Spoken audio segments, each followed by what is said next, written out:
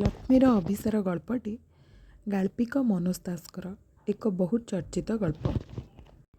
ଯେତେବେଳେ ସହର ତଳେ ବସତିଟିର ଅନତି ବୃହତ୍ ଗୃହଶ୍ରେଣୀ ବୃକ୍ଷଲତା ଓ ପଥପ୍ରାନ୍ତକୁ ଆୟତ୍ତ କରି ଦ୍ୱିପ୍ରହର ବିରାଜମାନ କରେ, ବିଗତ ଯୁଗର ଅବଦାନଙ୍କ ଆବିର୍ଭାବରେ ମୁଖରିତ ଚାଟଶାଳୀ ନିସ୍ତବ୍ଧ ହେଲା ପ୍ରାୟ ହୁଏ। ବସତିଟିର ଅବସ୍ଥା ସେତିକିବେଳେ ମନ୍ଦିରର ଦକ୍ଷିଣ ପାର୍ଶ୍ୱସ୍ଥ କୃଷ୍ଣଚୂଡ଼ା ଗଛର ତଳୁ ଉଙ୍କି ମାରେ ଲକ୍ଷ୍ମୀ। ବଡ଼ ଇଚ୍ଛା ଥରେ ମନ୍ଦିର ପ୍ରାଙ୍ଗଣ ଭିତରକୁ ପଶିଯିବା ପାଇଁ, କିନ୍ତୁ ବଡ଼ ଡର ବୁଢ଼ା ପୂଜାରୀଟାକୁ। ସେ ପଣ୍ଡିତ ଅତଏବ ଦେଖିବା ମାତ୍ରେ ପଚାରିଦେବେ ମାନସାଙ୍କ, ନତୁବା ଗୋଟିଏ ତାତ୍ପର୍ଯ୍ୟପୂର୍ଣ୍ଣ ସାଧୁ ଶବ୍ଦର ଅର୍ଥ। ସର୍ବୋପରି ଠାକୁରଙ୍କ ନିଜ ଲୋକ ହିସାବରେ ମନ୍ଦିର ପାଖରୁ ପିଲାଙ୍କୁ ତଡ଼ିବା ତାଙ୍କର ଅନ୍ୟତମ କର୍ତ୍ତବ୍ୟ। ଅନେକ ଦ୍ୱିପ୍ରହର ପରେ ଆଜି ପୂଜାରୀ ପଣ୍ଡିତ ଶୋଇପଡ଼ିଛନ୍ତି, ଘୁଙ୍ଗୁଡ଼ି ବି ମାରୁଛନ୍ତି। ଲକ୍ଷ୍ମୀ ଅତି ସନ୍ତର୍ପଣରେ ତାଙ୍କୁ ଅତିକ୍ରମ କରିଗଲା। ତାପରେ ଅଭ୍ୟନ୍ତରରେ ପ୍ରବେଶ କରି ସିଧା ଠାକୁରଙ୍କ ଆଗରେ ଯାଇ ବସିପଡ଼ି ମୁଣ୍ଡିଆଟିଏ ମାରିଲା। 2 ମିନିଟ୍ ମୁଗ୍ଧ ମଧୁର ନୟନରେ ମୂର୍ତ୍ତି ଓ ତାଙ୍କ ବେଶଭୂଷାକୁ ନିରୀକ୍ଷଣ କରିସାରି କହିଲା, ମୋତେ ଚିହ୍ନି ପାରୁଛ ତ? ମୁଁ ଲକ୍ଷ୍ମୀ। ଓ ଭଗବାନ! ମାସଟିଏ ଧରି ସବୁଦିନ ତୁମ ପାଖକୁ ଆସିବାକୁ ଚେଷ୍ଟା କରୁଛି, କିନ୍ତୁ ପଣ୍ଡିତ ବାଟ ଓଗାଳି ବସୁଛି। ଆଜି ବୁଢ଼ା ଶୋଇପଡ଼ିଛି। ହେ ଭଗବାନ! ପଣ୍ଡିତ କ'ଣ ରାତ୍ରି ବି ଏମିତି ଘୁଙ୍ଗୁଡ଼ି ମାରେ? ତୁମର ନିଦ ହୁଏ କେମିତି ପ୍ରଭୁ? ହି ହି ହି, ଆମ ସ୍କୁଲ ପଣ୍ଡିତ ବି ଏମିତି ଘୁଙ୍ଗୁଡ଼ି ମାରନ୍ତି। ଆଚ୍ଛା ଠାକୁର, ପଣ୍ଡିତମାନେ କାହିଁକି ଘୁଙ୍ଗୁଡ଼ି ମାରନ୍ତି? ମୁଁ ଯଦି ଘୁଙ୍ଗୁଡ଼ି ମାରିବାକୁ ଶିଖିବି, ତେବେ ମୁଁ ପଣ୍ଡିତ ହୋଇପାରିବି? ନା ନା ଠାକୁର, ତମେ ଚଟାପଟ ଏମିତି ବର ଦେଇ ବସିବନିଟି। ବରଂ ମୋର ପଣ୍ଡିତ ହେବା ନ ହେଉ, ମୁଁ ଯେମିତି ଘୁଙ୍ଗୁଡ଼ି ନ ମାରେ। ହଁ, ବରଟିଏ ମାଗିବି ଏକା, ସେ କଥା ପରେ କହିବି। ଆଚ୍ଛା, ମାସକ ତଳେ ରାତିରେ ସ୍ୱପ୍ନରେ ମୋତେ କ'ଣ କହିଲ? ତୁମ ସହିତ ଖେଳୁନାହିଁ କାହିଁକି? ତୁମ କଥା ଭୁଲିଗଲି ଏମିତି କିଛି କହିଲ ଯେମିତି, ନୁହେଁ? ତହିଁ ପରଠାରୁ ତ ତୁମ ପାଖକୁ ଆସିବା ସକାଶେ ଚେଷ୍ଟା କରୁଛି, ପାରୁନାହିଁ। ଆରେ ବାପରେ, ତୁମକୁ ଏ କଦଳୀ କାନ୍ଦି କିଏ ଦେଇଛି? ଉପର 2 ଫେଣାତକ ଏକାଥରେ ପାଚିଗଲାଣି। ତମେ ଖାଇବ କେମିତି? ସାବଧାନ ଠାକୁରେ, ସବୁ ଏକାଥରେ ଖାଇବ ନାହିଁଟି, ଦିହ ଖରାପ ହେବ। 1 2 3 4 5 24ଟା 25, ତୁମେ ଦୈନିକ 2ଟା। ଆଚ୍ଛା,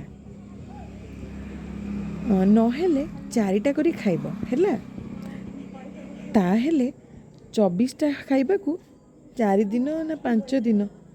ଏଇ ହେଲା ମୁସ୍କିଲ ଠାକୁର, ମୋତେ ଅଙ୍କ ମୋଟେ ଆସୁନାହିଁ। ହଁ, କଥାଟାଏ କହୁଥିଲି, ତୁମେ ଗୋଟେ ଯାଦୁ କରନ୍ତନି? ଦିନେ ରାତିରେ ସଭିଏଁ ଶୋଇଥାନ୍ତେ, ସେତିକିବେଳେ ତୁମେ ଗୋଟିଏ କିଛି କରିଦିଅନ୍ତ। ସକାଳେ ଉଠିବା ବେଳକୁ ସମସ୍ତେ ଅଙ୍କ ଭୁଲି ଯାଇଥାନ୍ତେ। ମାନେ ଅଙ୍କ ଖାଲି କଷିବାକୁ ଭୁଲି ଯାଆନ୍ତେ ବୋଲି ମୁଁ କହୁନାହିଁ। ଅଙ୍କ ବୋଲି ଗୋଟେ ବିଷୟ ଅଛି, ପୁରା କଥାଟା ହିଁ ସଭିଏ ଭୁଲି ଯାଆନ୍ତେ। ନା ନା, ତୁମେ ହଠାତ୍ ବର ଦେଇ ବସିବ ନାହିଁ ଠାକୁରେ। ହୁଏତ ଅଙ୍କର କିଛି ଭଲ ଗୁଣ ଥିବ, ସେ କଥା ବୁଝିବାର ବୟସ ମୋର ହୋଇନାହିଁ, ନୁହେଁ? ହଁ, ବର ଯଦି ଦେବ ଠାକୁରେ, ତେବେ ଏଇ ବର ଦିଅ, ଲୋକେ ଯେମିତି ଧୀର ଭାବରେ ତୁମକୁ ଭକ୍ତି ଜଣାଇବେ।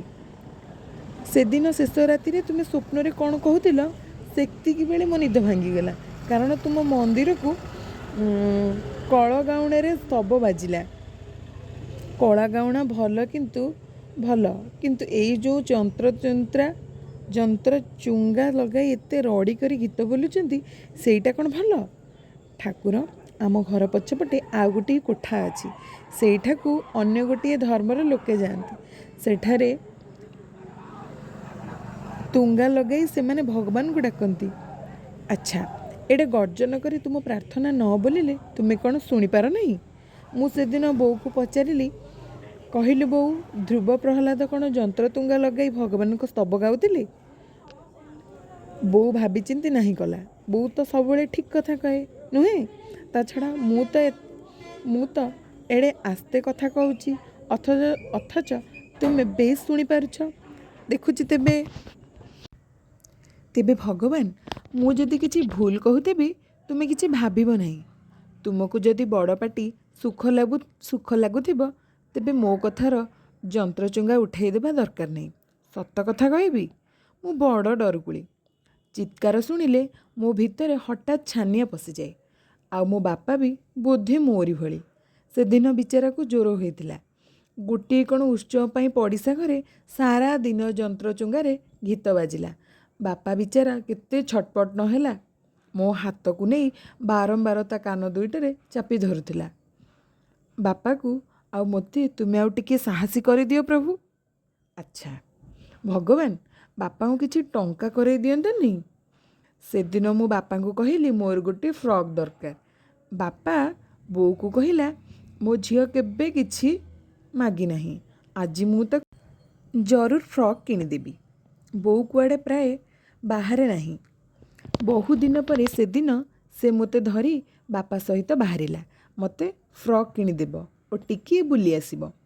ଭଗବାନ, ଆମେ ଠିକ୍ ଘରୁ ବାହାରିଛୁ, ଗୋଟିଏ ଡେଙ୍ଗା ମୋଟା ଭୟଙ୍କର ନିଶୁଆ ମଣିଷ ଆସି ପହଞ୍ଚିଗଲା। ବାପା ଯେତିକି ଟଙ୍କା ଧରି ବାହାରିଥିଲା ଗୋଟିଏ ନିଶ୍ୱାସ ପକାଇ ସେତକ ସମୁଦାୟ ତାକୁ ଦେଇଦେଲା। କଥା କ'ଣ କି, ବାପା କିଛି ଟଙ୍କା କରଜ କରିଛି। 7 ଦିନରେ ସେଇ ଭୟଙ୍କର ଲୋକ ଗୋଟାଏ ଠେଙ୍ଗା ଧରି ଆସି ସୁଧ ନେଇଯାଏ। ବାପା କହୁଥିଲା ଲୋକଟା ଯେତିକି ଟଙ୍କା ଦେଇଥିଲା ତାର 1.5 ଗୁଣ ସୁଧ ନେଇ ସାରିଲାଣି। ଆଚ୍ଛା, ସେ ସେତିକିରେ ସନ୍ତୁଷ୍ଟ ହେବା ଉଚିତ ନୁହେଁ?